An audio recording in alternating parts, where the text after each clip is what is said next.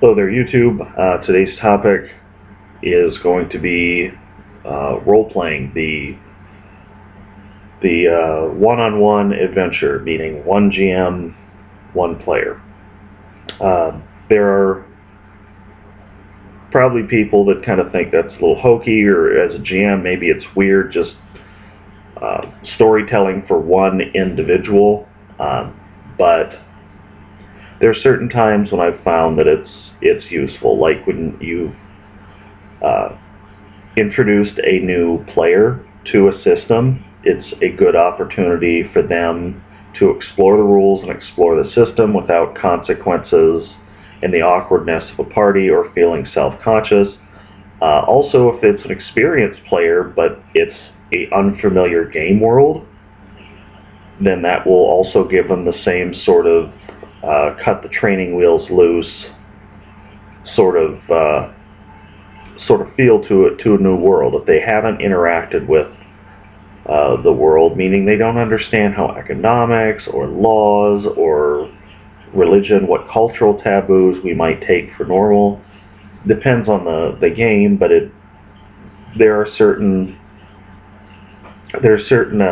game worlds that are so foreign to the role player that it just makes the transition a lot easier if they have the opportunity to kind of feel it out before they get into it. And this is especially true with newer players, where they're both unfamiliar with the rule set and unfamiliar with possibly the game world as well.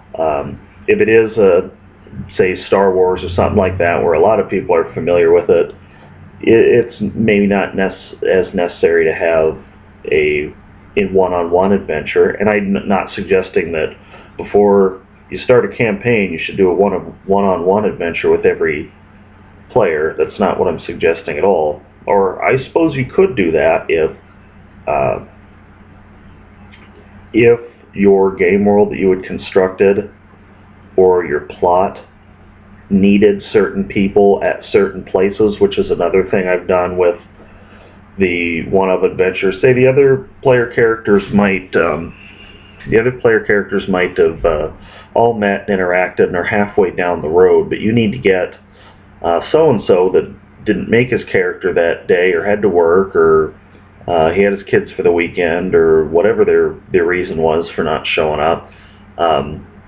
You might have them come over either in the week before or before the rest of the group shows up, and that way you can use the one-of adventure also to get them up to speed. If it's not necessarily they're unfamiliar with the world or the rules, but they are unfamiliar with that setting because it's already progressed. Another good time I've found that the one-on-one role-playing session is beneficial is if there's specific elements of a character's story that both the GM and the player have kind of agreed upon to develop. This could be anything from actually leaving the party completely and going to a monastery or a temple or a place of learning, and you might even have your character out of the actual game for a short period of time, and then you just role play either one or more sessions with just the GM and the player without interacting with the rest of the party, because of course they wouldn't be at the same location. You wouldn't need those other players, and that would work not just for somebody that has something specific they want to develop with their character, but maybe their schedule doesn't allow them to join the game all the time, but it would be another kind of variation on the get them up to speed. Maybe you're getting them up to speed in terms of experience and equipment. Maybe their timeout, maybe they need to repair their armor and make a sword or something like that. Maybe they've got a starship or something that they have to work on, otherwise they're not getting off the planet. And that could become an adventure in and of itself.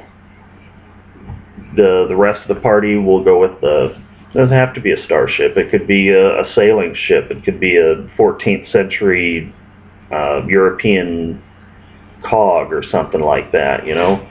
And if the party's stranded at the port, whether it's a starport or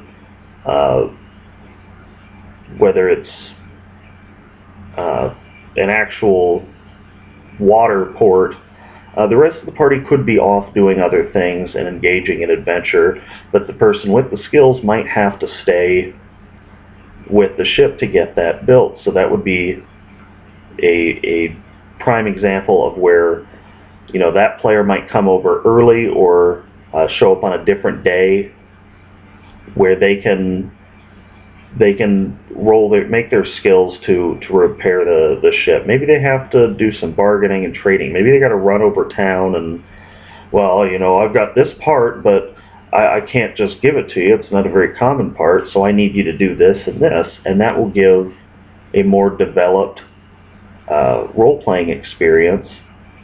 And if you're playing GURPS, since GURPS is not experience based on combat, it's based on story development, player and character interaction, good role-playing within the framework of your character sheet, playing to the advantages and disadvantages. And if you do all that, that would be a great opportunity for an individual to get a lot of experience and still do something useful and functional for the party that the rest of the party would find possibly boring or not very entertaining. Of course, your fighters or knights and men-at-arms and those type of archetypes, they're not going to be very pumped about working on a ship. They're not usually set with the skills to do that, and being on guard duty for most player type warrior classes or archetypes, my experience is they tend to find guard duty to be something for an NPC to do rather than the players do that, because of course you're not going to want to stand around guarding the ship while the other guy's running through town picking up the parts for it. That'd be kind of boring for you. But if it's gamed out ahead of time, they come back on their next playing session, oh man, I fixed the ship, so now where are we going? And that's a good example of when the one-on-one gaming session is very useful. Usually I've found that the one-on-one session is best if it's just kept short as a single adventure or single session, usually a multi-sessioned one-of adventure. Usually those come in the form of pre-made adventures, so there isn't a lot of opportunity for a continuing adventure, but there certainly could be. The archetype of the wandering warrior, maybe the campaign just isn't really focused to have multiple players. Maybe you are doing a small adventure that only requires a single player, because there's only one single story arc, and it could be the type of adventure that's very, very story driven.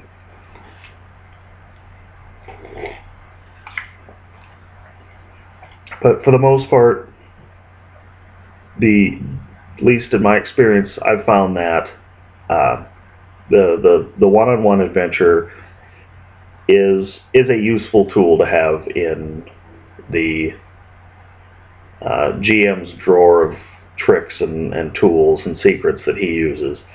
And I've used it on anything from a character that made a blacksmith character. Well, of course, no one wants to sit around and wait for him to roll 40, 50, 60 times, making possibly hundreds of weapons and suits of armor.